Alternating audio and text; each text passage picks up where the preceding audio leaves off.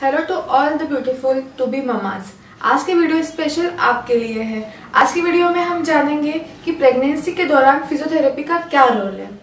तो जैसे कि आपको पता है, आजकल हर एज ग्रुप की महिलाएं फिजिकल एक्टिविटी, एक्सरसाइज, जिमिंग सब में इन्वॉल्व है और उनके जो बेनिफिट्स है, फिजिकल एक्टिविटी के जो बेनिफिट्स है उसे एंजॉय कर रही है। तो क्यों ना हम इस फिजिकल एक्टिविटी को, एक्सरसाइज को प्रेगनेंसी के दौरान भी कंटिन्यू रखें, जिससे हमें भी बेनिफिट्स मिलेगा और हमारे होने वाले बेबी को भी बेनिफिट्स मिलेंगे। अब हम बात करते हैं प्रेग्नेंट वुमन को एक्सरसाइज क्यों करनी चाहिए, क्योंकि एक्सरसाइज करने के बहुत सारे फायदे हैं, ये तो आपको पता है। पर यदि हमें कुछ भी कॉम्प्लिकेशंस नहीं है तो हमें डेली रूटीन में फिजियोथेरेपी, एक्सरसाइज या नॉर्मल फिजिकल एक्टिविटी करना चाहिए, जिससे ममा की भी हेल्थ अच्छी हो, साथ में बेबी की भी हेल्थ अच्छी हो। पर ये याद रखना, यदि हम फिजिकल एक्टिविटी स्टार्ट कर रहे हैं तो उससे पहले आपको डॉक्टर से कंसल्ट करना है। डॉक्टर से कंसल्ट करने के बाद ही आप कोई भी एक्टिविटी करें, क्योंकि यदि आपको कुछ कॉम्प्लिकेशंस है और उसमें आप एक्सरसाइज कर रहे हैं तो आपके जो कॉम्प्लिकेशंस है और बढ़ सकते हैं। अब हम बात करते हैं बेनिफिट्स ऑफ फिजिकल थेरेपी, यानी एक्सरसाइज से हमें क्या फायदे हो सकते हैं। तो हम में से अधिकतर प्रेग्नेंट वुमन ये सारी प्रॉब्लम फेस करती है, जैसे कमर का दर्द, एंकल पेन, कलाई का दर्द, पीठ दर्द, पैर में खिंचावट, जी मिचलाना, घबराहट होना, स्ट्रेस, एंजाइटी, डिप्रेशन, सूजन आना, ये सारी प्रॉब्लम हम लोग फेस करते हैं। तो यदि हमको इन सब प्रॉब्लम से छुटकारा पाना है तो सबसे बेस्ट है एक्सरसाइज करना, क्योंकि एक्सरसाइज करने से हम मेंटली जो हमारा स्ट्रेस है वो भी खत्म होता है, साथ में जो सारे सिम्टम्स जैसे दर्द, कमर का दर्द, पैर का दर्द, खिंचाव, स्वेलिंग, ये सारी चीज भी दूर होती है। और इनके साथ ये सारा जो फिजिकल एक्टिविटी है, इससे हमारा जो लेबर है यानी डिलीवरी के समय भी ये हमारे लिए हेल्पफुल होती है। ये डिलीवरी जो होती है वो नॉर्मल डिलीवरी होती है, साथ में हमें दर्द भी कम होता है। और पोस्टनेटल यानी हमारे डिलीवरी के बाद, चाइल्ड बर्थ के बाद भी ये हमारे लिए बहुत हेल्पफुल होता है। इसीलिए हमें हमारे प्रेगनेंसी के दौरान अच्छी हेल्दी हैबिट्स हमारे लाइफस्टाइल में डेवलप करना चाहिए, यानी इंक्लूड करना चाहिए, ताकि जो टू बी मदर है वो भी हेल्दी रहे और होने वाला जो बेबी है वो भी हेल्दी रहे। जैसे कि मैंने आपको आगे बताया था कि फिजिकल एक्टिविटी करने से चाइल्ड बर्थ के बाद यानी डिलीवरी के बाद भी हमें बहुत सारे बेनिफिट्स होते हैं, क्योंकि चाइल्ड बर्थ के बाद स्ट्रेस या यूरिनरी इनकॉन्टिनेंस यानी पेशाब का न रोकना और स्ट्रेस, एंजाइटी, सारी सिम्टम्स हम फेस करते हैं। तो जब हम फिजिकल एक्टिविटी करते हैं तो हमारी जो यूरिनरी इनकॉन्टिनेंस वाली प्रॉब्लम है, जो कि मसल के वीकनेस के वजह से, पेल्विक फ्लोर मसल की वीकनेस की वजह से हो जाती है, वो भी ठीक हो जाती है, उसकी रिस्क भी कम हो जाती है, क्योंकि हम एक्सरसाइज करेंगे तो हमारी जो मसल है वो स्ट्रेंथन होगी और जो प्रॉब्लम है उससे हम छुटकारा पा सकते हैं। नेक्स्ट कुछ एक्सरसाइज होती है जैसे abdominal strengthening exercise, back strengthening exercise. ये जो सारी स्ट्रेंथनिंग एक्सरसाइज है वो हमारे वीक मसल, जो हमारी प्रेगनेंसी के दौरान मसल वीक हो जाती है, उसको स्ट्रेंथन करने के लिए होती है। फॉर एग्जाम्पल हम बात करें एब्डोमिनल स्ट्रेंथनिंग एक्सरसाइज, यानी जब हमारा बेबी बम बढ़ता है, मसल भी स्ट्रेच होती है और वीक हो जाती है। तो यदि हम एब्डोमिनल की स्ट्रेंथनिंग एक्सरसाइज करें तो जो हमारा लूज एब्डोमेन मसल है यानी पेट की जो मसल है उसे हम फिर से रिगेन कर सकते हैं जैसे वो पहले था। साथ में बैक की स्ट्रेंथनिंग करेंगे तो हमारा जो स्पाइन है, रीढ़ की हड्डी के आसपास की जो मसल है वो भी स्ट्रेंथन होती है और हमारे बैक को एक प्रॉपर सपोर्ट मिलता है, जिससे हम एक अच्छा और प्रॉपर पोस्चर मेंटेन कर पाते हैं। साथ में हमारा जो प्रेगनेंसी से पहले फिगर था उसे हम फिर से रिगेन कर सकते हैं, वेट लूज कर सकते हैं। साथ में जो हमारी मसल की टोन है, जो कि प्रेगनेंसी के दौरान वीक हो गई है, कम हो गई है, उसे भी हम बढ़ा सकते हैं। तो एक्सरसाइज करने से हमारे स्ट्रेंथ बढ़ती है, एंडोरेंस बढ़ता है, स्टेमिना बढ़ता है, सेल्फ कॉन्फिडेंस बढ़ता है, ताकि जो आगे रिस्पॉन्सिबिलिटीज है, बच्चों को कैसे बच्चे के संभालना है, ये सारी रिस्पॉन्सिबिलिटीज को हम कॉप अप कर पाते हैं। अब हम बात करते हैं कि हमें जो प्रेगनेंसी का जो एक्सरसाइज प्रोग्राम है कब से स्टार्ट करना चाहिए। तो टोटल 3 ट्राइमेस्टर होते हैं। 3 ट्राइमेस्टर। फर्स्ट ट्राइमेस्टर में मेनली क्या होता है कि हर वुमन नोजिया, वॉमिटिंग यानी जी मचलाना, थकावट, उल्टी आना, सर दर्द होना, ये सारी प्रॉब्लम्स फेस करती है। तो हम एडवाइस करते हैं कि उस दौरान आप बस ब्रीदिंग एक्सरसाइज करिए, साथ में थोड़ा सा वॉकिंग करना चाहिए।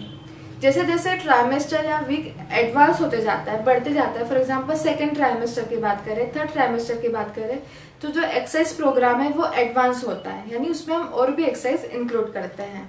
अब हम बात करते हैं कि हमें कितनी एक्सरसाइज करना चाहिए। तो हमें ये याद रखना है कि एक्सरसाइज करते वक्त to be mummy comfortable feel कर रही है या नहीं, या फिर कंफर्टेबल इंटेंसिटी में एक्सरसाइज कर रही है या नहीं। तो हम कैसे चेक करेंगे? तो इसके लिए हम करते हैं टॉक टेस्ट। उसमें क्या होता है कि जब हम एक्सरसाइज कर रहे हैं उस दौरान हम बात कर पा रहे हैं या नहीं, बात करते वक्त हमें थकावट तो नहीं हो रही, सांस तो नहीं फूल रही, ये सब चीजें हमें चेक करना है। और यदि हमें एक्सरसाइज करते वक्त सांस फूल रही है या बहुत ज्यादा थकावट फील हो रही है तो उस समय हम एक्सरसाइज की इंटेंसिटी कम कर सकते हैं या कुछ समय के लिए हम एक्सरसाइज रोक सकते हैं। एक्सरसाइज करते समय हमें कुछ बातों का ध्यान रखना चाहिए, या तो फिर कुछ बातों का बैलेंस होना बहुत जरूरी होता है। जैसे हम कौन से टाइप की एक्सरसाइज कर रहे हैं, कितने ड्यूरेशन यानी कितने टाइम पीरियड के लिए एक्सरसाइज कर रहे हैं, हमारी एक्सरसाइज की इंटेंसिटी क्या है, क्या फ्रिक्वेंसी है, ये सारी बातों का बैलेंस होना बहुत जरूरी है। क्योंकि हम इसके थ्रू जान सकते हैं कि हमारे बॉडी को बेनिफिट मिल रहे हैं या फिर इसके कुछ हार्मफुल इफेक्ट हमें मिल रहे हैं। क्योंकि यदि हम एक्सरसाइज नहीं कर पा रहे, ज्यादा इंटेंसिटी में एक्सरसाइज कर ली, थकावट हो गई, तो उसके हार्मफुल इफेक्ट भी हो सकते हैं। तो शुरुआत में हमें 15 मिनट का सेशन रखना चाहिए, यानी 15 मिनट की एक्सरसाइज करेंगे एक हफ्ते में लगभग 3 बार। उसके बाद जैसे जैसे हम एक्सरसाइज कर पा रहे हैं, हमारी थकावट भी कम हो रही है, स्ट्रेंथ हमें ऐसा लग रहा है कि स्ट्रेंथ बढ़ रही है, तो हम ग्रेजुअली टाइम बढ़ा सकते हैं। हम टाइम कैसे बढ़ाएंगे? नेक्स्ट हम क्या करेंगे कि हम 30 मिनट का सेशन रखेंगे एक हफ्ते में लगभग 3 से 4 बार। इन जनरल यदि हम बात करें फिजियोथेरेपी एक्सरसाइज ड्यूरिंग प्रेगनेंसी की, तो हमें एरोबिक्स एक्सरसाइज करना चाहिए, साथ में deep and slow breathing exercise करना चाहिए, ब्रिस्क वॉकिंग करना चाहिए और स्टेशनरी साइकिलिंग करना चाहिए, योगा करना चाहिए, मेडिटेशन करना चाहिए ताकि हमारा जो मेंटली हमें रिलैक्सेशन मिल पाए। साथ में हम स्विमिंग भी कर सकते हैं। तो ये याद रखिए, ये जो सारी एक्सरसाइज मैंने आपको बताई है वो हर ट्राइमेस्टर में अलग अलग होती है।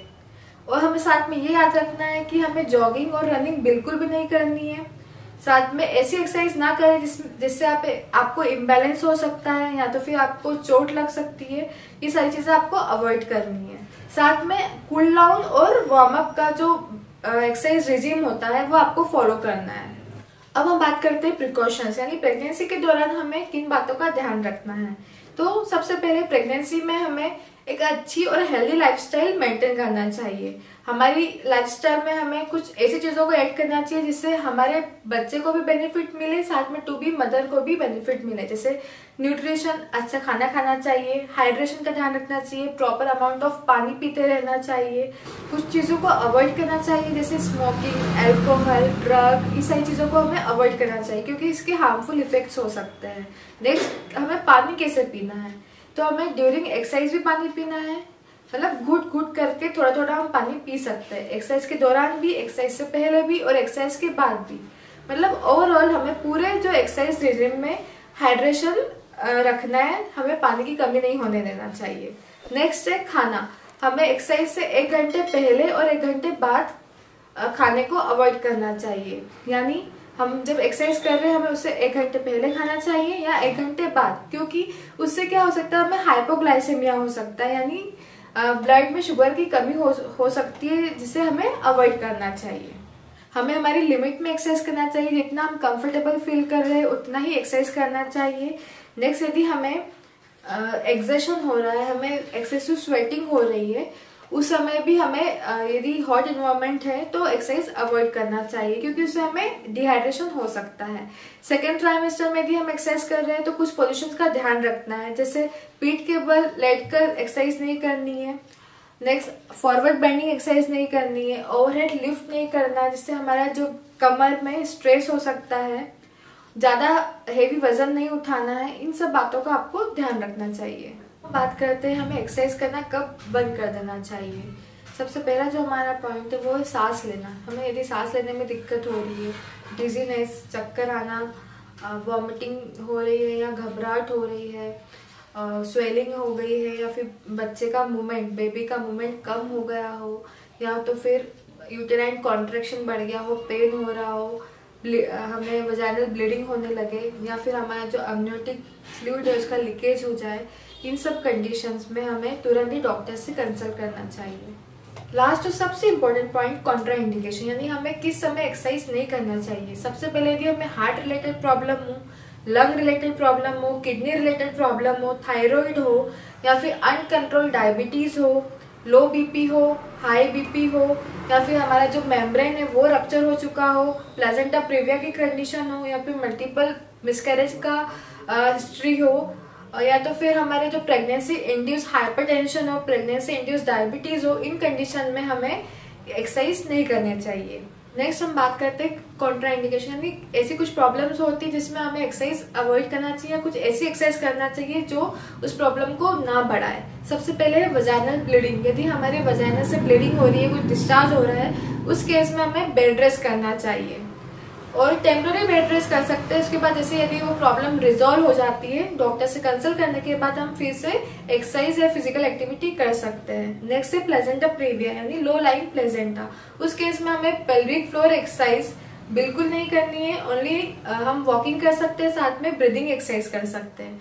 नेक्स्ट है पॉलीहाइड्रोमिया। उस केस में क्या होता है, बच्चे के आसपास का जो पानी होता है, एमनियोटिक फ्लूइड होता है, उसकी मात्रा बढ़ जाती है। तो यदि हम एक्सरसाइज करते हैं तो उसमें प्रेशर की वजह से लीकेज होने के चांसेस ज्यादा होते हैं और अर्ली डिलीवरी के चांसेस बढ़ जाते हैं, इसीलिए उस केस में भी हमें नहीं करना चाहिए। नेक्स्ट है ट्विंस प्रेगनेंसी। यदि ट्विंस प्रेगनेंसी है तो हमें चांसेस रहते हैं कि अर्ली डिलीवरी हो जाए या फिर एबॉर्शन के चांसेस बढ़ जाते हैं, इसीलिए उस केस में भी हमें अवॉइड करना चाहिए। या तो फिर सर्विक्स डायलेटेड हो, ओपन सर्विक्स यानी हमारा जो बर्थ कैनल है वो डायलेट हो गया हो, ज्यादा ओपन हो गया हो, उस केस में भी हमें एक्सरसाइज नहीं करना चाहिए। नेक्स्ट हमें हमारा जो फर्स्ट मंथ है, हमारा प्रेगनेंसी का फर्स्ट मंथ है, उस केस में हमें ज्यादा ओवर एक्सरसाइज नहीं करनी है। हमें ब्रीदिंग एक्सरसाइज कर सकते हैं, कुछ स्ट्रेचेस कर सकते हैं, जैसे लेग का स्ट्रेच, हैंड के स्ट्रेच, ये सारे स्ट्रेचेस कर सकते हैं, वॉकिंग कर सकते हैं।